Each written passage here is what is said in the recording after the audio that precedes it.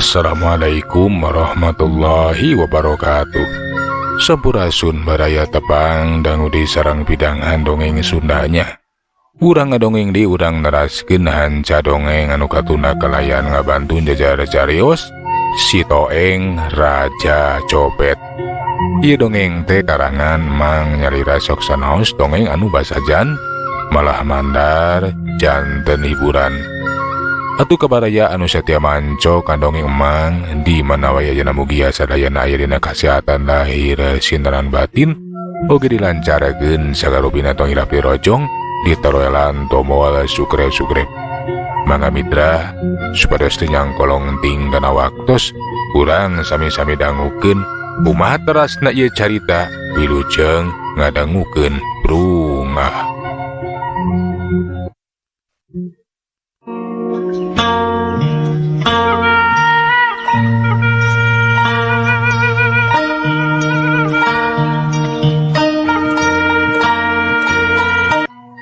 Mitra kaum dangu ayeuna mah urang caturkeun we poe isukan.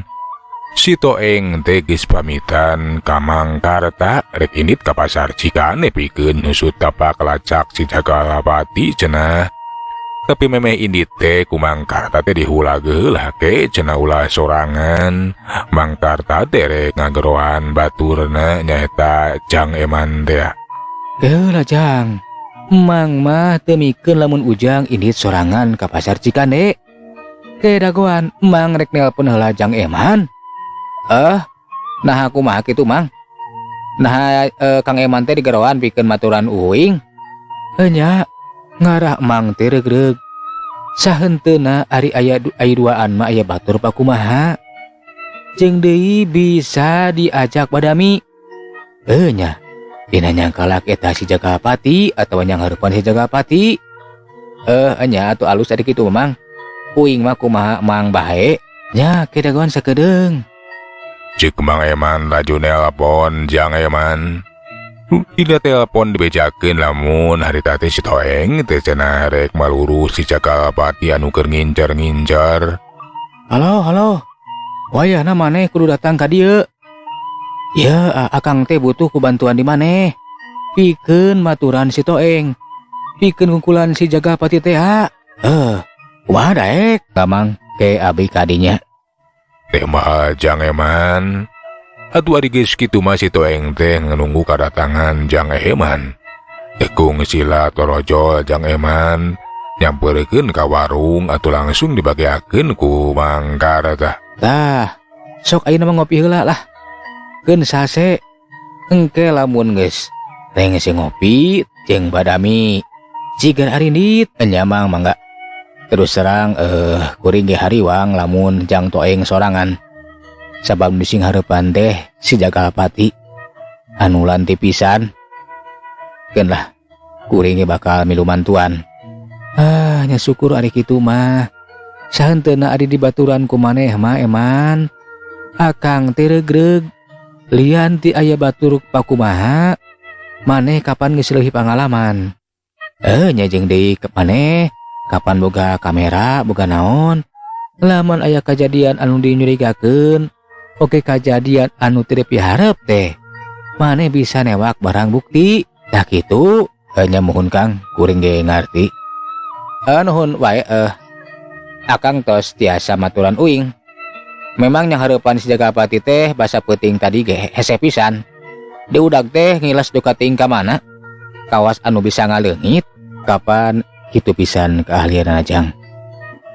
Akang oge basa ngabejaan ka Kang Karta. Akang hariwang. Sabab akang ge ti heula kungsi ngadenge ti babaturan akang anu aya di Bandung. Nu sarua jadi copet. Cenah mah pupuhuna teh nyata si Jagalapati geus lunta. Pikeun ngincer-ngincer Ujang jeung khusus sama Ujang jeung Mangkarta. Tah kitu nu dianggapna teh geus jadi ulon-ulon anu ngabalokarkeun si Kumaraka tewak. Nya nuhun we atuh ari akang rek mantuan ka uing. Mudah-mudahan wae tah si Jagalapati teh bisa diungkulan, bisa kacang kalak. Duana teh ngarobrol we ngabadami kumaha cenah engke dina prak-prakanana dina maluru eta si Jagalapati. Sabada ngarasa cukup mah badami atuh si Toeng jeung Jang Eman teh laju we arinit ka pasar Cikande sejaneangan jeung naluntik si Jagalpati.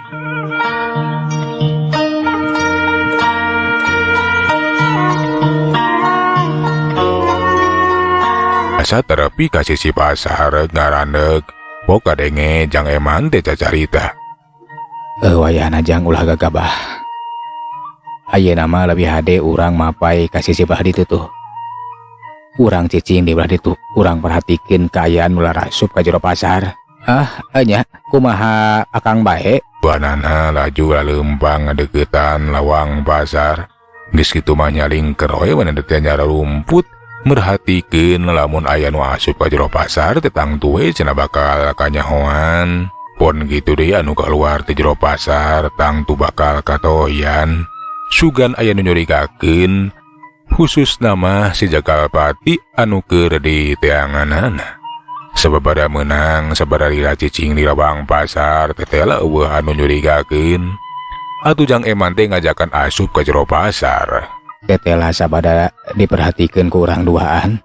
Eueuh anu nyurigakeun anu asup jeung kaluar ka jata pasar. Kukituna lebih hade urang asup ka jero pasar ayeuna mah. Nya lebih hade urang pariksa kaayaan di jero pasar. Susuganan di jero pasar aya nu nyurigakeun eta si Jagalpati teh bisa kapanggih. Nya. Tapi urang leuwih hade asup ngaliwatan ulah ti lawang pasar Jang. Sabab lamun asup ngaliwatan lawang pasar, bisi eta si Jagalpati ge keur merhatikeun ka urang. Khusus nama merhatikeun ka Ujang anu jadi inceranana. Nya bener oge Kang. Tapi kumaha lamun urang oge nyamur ulah nembongkeun kaayaan urang. Tah eta lebih hade urang nyamur. Kukituna urang salin baju, urang pura-pura jadi nu jajaluk oge make dudukuy. Nya Kang, hayu Kang.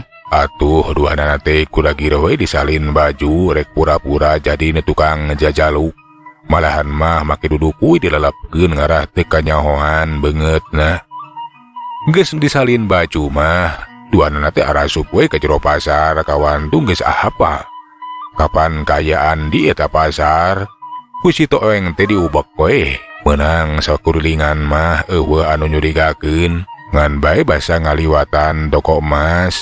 Duanana teh ngarandeg sabab nempo aya saurang lalaki anu jangkung gede. Kawas anu keur merhatikeun saurang awewe anu aya di toko emas anu katempo ginding malahan mah menireuncem emasna teh. Kawasna bae datang ka eta toko emas teh masalah tangtu we rek meuri emas. Atuh harita si Toeng teh pok kadenge cacarita ditujukeun ka Jang Eman. Tuh tingali Kang. Aya lalaki jangkung gede nyurigakeun. Uing mah geus bisa nganyahoankeun tina gerak-gerikna memang beda. Sorot panona merhatikeun ka itu si Ece. Bener pisan Jang. Urang perhatikeun ti belah ditu tuh. Keun ku emang bakal di kamera.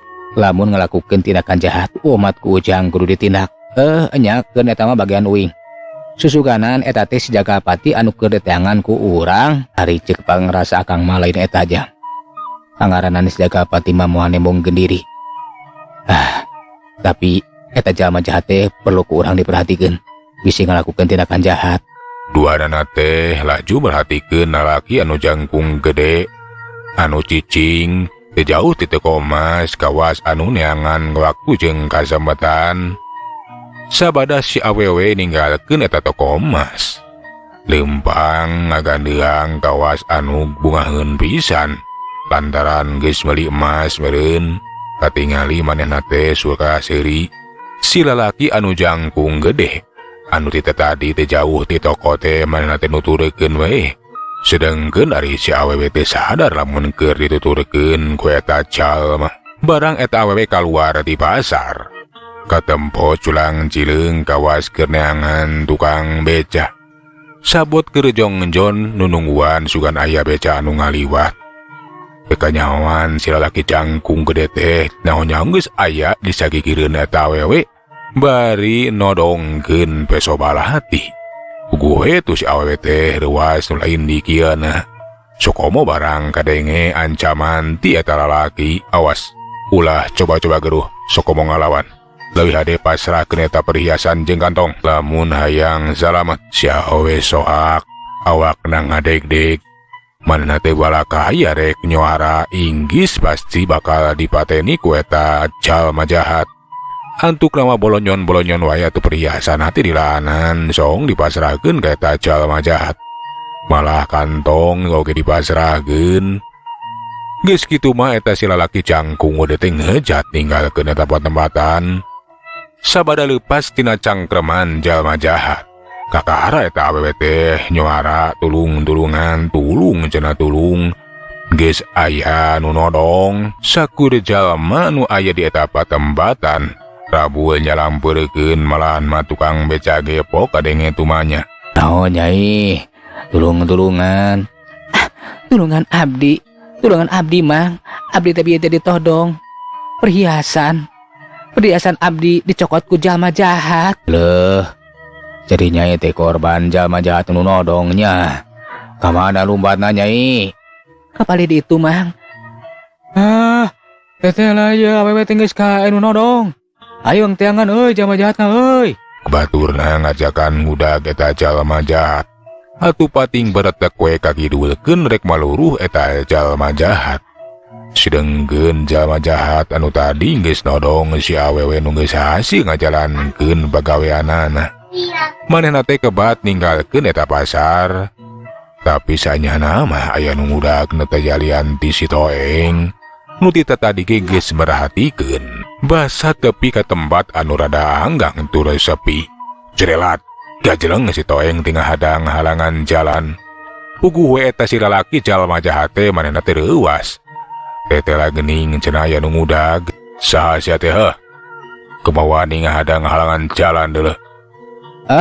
Ngaran Uing. Toeng sia. Maneh teh geus ngalakukeun tindakan jahat di pasar Cikane. Ayo, pasrahkeun eta perhiasan jeung kantong. Eta lain milik maneh deuleuh. Basa ngadenge disebutkeun ngaran si Toeng. Eta si lalaki teh kawas anu curing hap.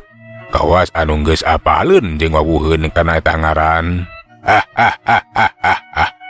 Jadi sia anu ngaran Toeng teh keur ku aing di teangan. Sia geus kapancing ku aing. Ngaran aing Jagalpati deuleuh. Anu bakal ngajoran sia Toeng.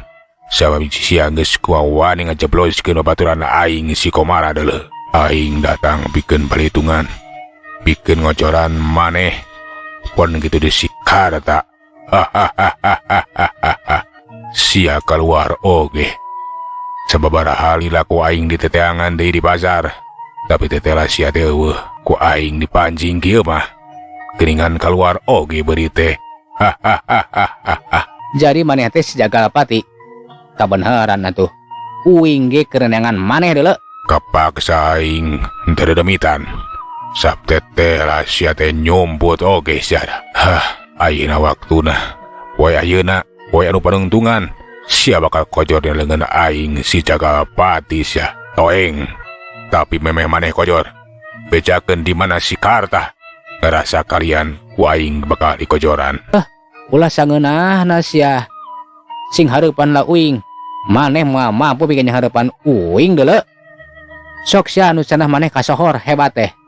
Ayeuna urang ijen jajaten jeung Uing sia. Tangtukeun sanu leuwih hebat antara maneh jeung Uing. Mitra kaum dangu teteh lah eta si lalaki teh tayelian ti si Jagalpati anu di teteangan ku si Toeng. Si Jagalpati teh kapaksa manehna nyieun cara kitu. Lantaran hese neangan si Toeng anu kungsi bahasa panggih teh ati peuting. Sawaktu si Toeng keur naluntik. Tetela eta si Jagalpati teh manehna teh rarancepan rek neangan di si Toeng tapi waleh teu kapanggih. Kulantaran kukayaan demitna oge manehna teh bisa manggihan si Toeng. Antuk nama manehna nyieun siasat atawa strategi ku cara mancing nyieun kajahatan di pasar Cikande. Bener we ku cara kitu mah si Toeng teh kapancing kaluar. Geus kitu mah teu loba catur si Jagalpati teh nyabut peso balatina seret.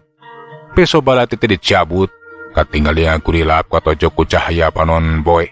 Gajeleng narajang ka si Toeng.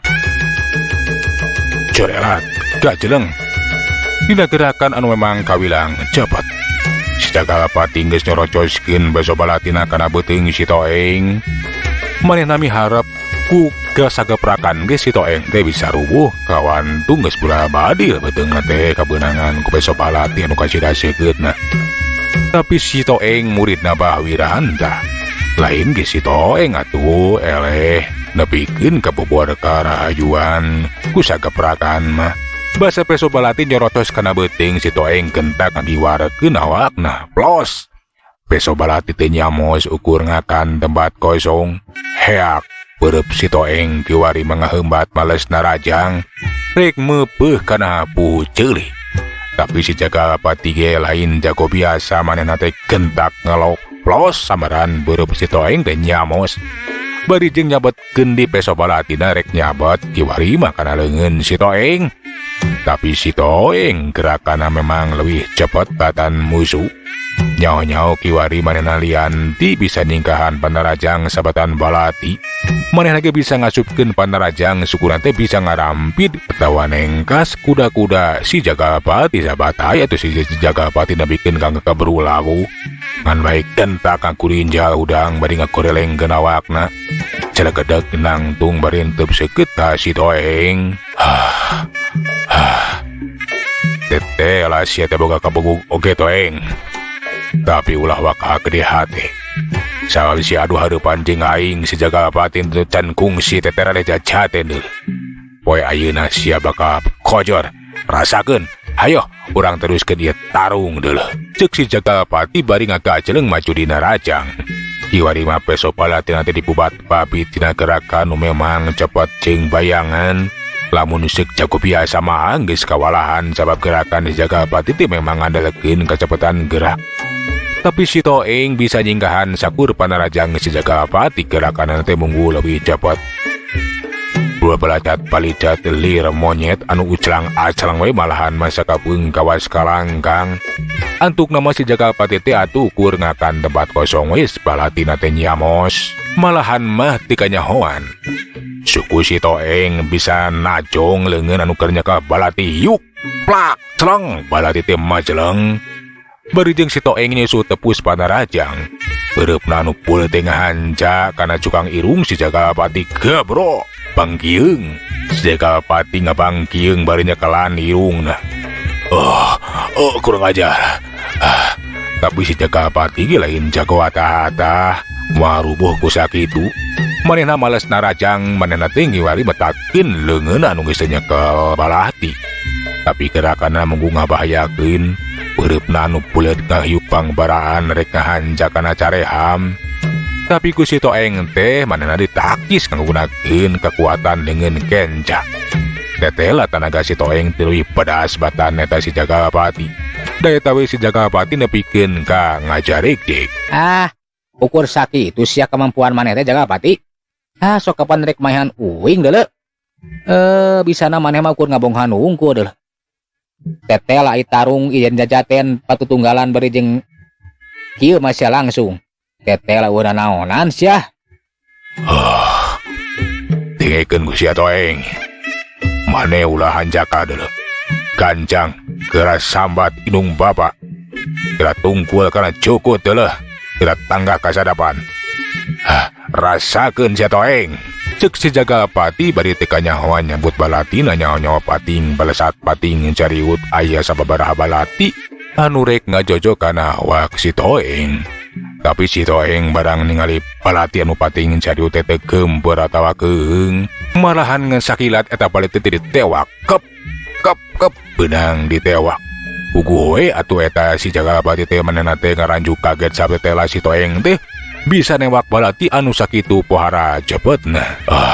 Edan teh anu sing hareupan ku aing teh lain jama biasa. Burung teh aing dengar cadas kayak kieu mah. Aing kudu gancang ninggalkeun ieu tempat. Sabala mun teruskeun tarung jeung si Toeng, aing nu bakal cilaka.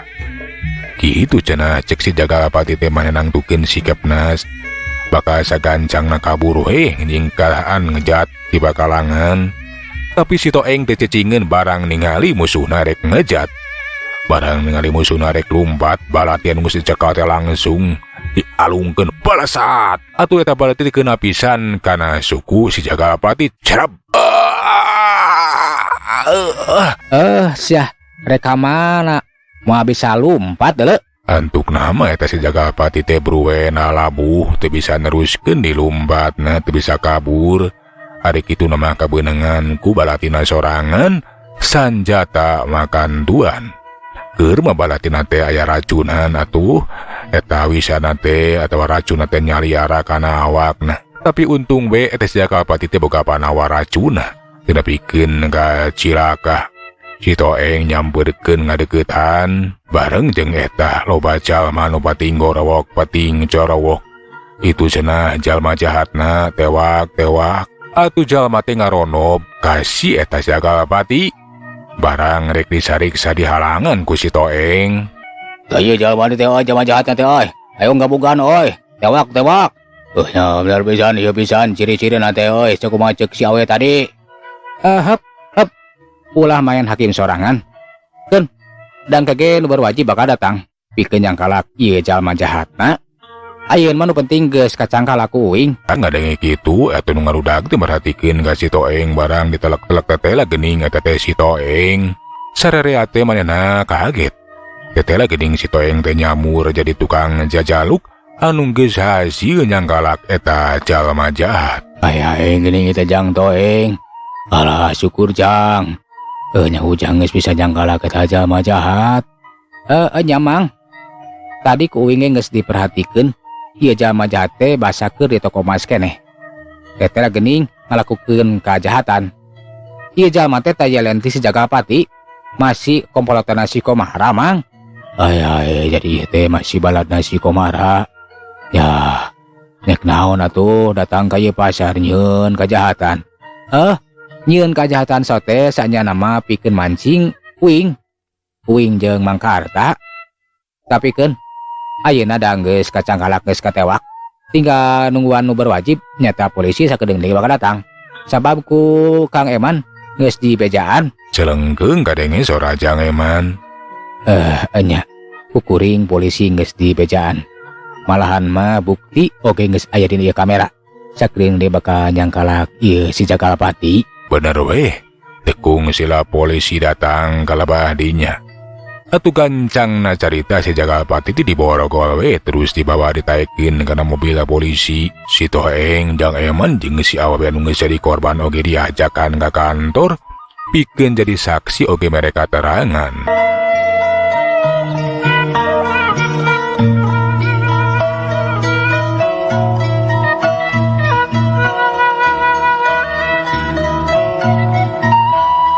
Satepina ke kantor polisi si Jagalapati dijebloskeun diasupkeun ka penjara. Malahan mah panggih si Komara. Pikeun si Komara kaget lain nikieuna. Sabab sobatna teh tetelab dikatewak dijebloskeun sarua jeung manehanana. Ukadenge harita teh si Komara tumanya. Ay Darman geuning maneh teh. Nah bisa dijebloskeun ka penjara. Malah maneh teh gagal nyangkalak jeung modaran si Toeng. Bener euy. Puku dewek teh nyangka lamun dewek teh bakal gagal bikin ngejoran si Toeng. Tete lah si Toeng teh lian ti ahli dan ilmu percopetan. Manehna ge ahli dan ilmu silat jeung deui pinter batan urang. Malahan manepikeun ka hasil ngajebloskeun aing ka penjara. Cilaka euy. Keur dewek teh nyangka Darman. Budak kamari sore boga keahlian nu luar biasa. Tapi urang ulah cicingeun sanajan urang cicing di jero sel. Tapi eta si edan teh si Toeng kudu kojor. Euy, aing moal cicingeun euy. Pasti bakal marentahkeun barudak pikeun balitungan. Keun, lamun aing nu besuk ka dieu, ku aing bakal diparentah pikeun ngajoran si Toeng. Hanya bener Darman. Dewek setuju. Lamun butuh bantuan anak buah dewek sarua bakal nita barudak pikeun ngocoran. Eta si Toeng piraku, ari kulobaan mah si Toeng teh bakal salamet. Itu mitra obrolan si Jagalapati alias si Darman jeung si Komara teh nu kiwari geus aya di jero sel atawa di jero penjara. Manehna teh nyusun rarancang pikeun balitungan deui bakal marentahkeun anak buahna pikeun maehan si Toeng. Mitra waktu saparantos teh nyekapan Segala urang tuna jajar cerita si Toeng duwi kadi urang teraskeun dina seri anu salajengna. Atuh manganunkeun dina sadaya parahatosanana. Hapuntenna dina segala kakiranganana mang saeulanan undur. Assalamualaikum warahmatullahi wabarakatuh. Cak.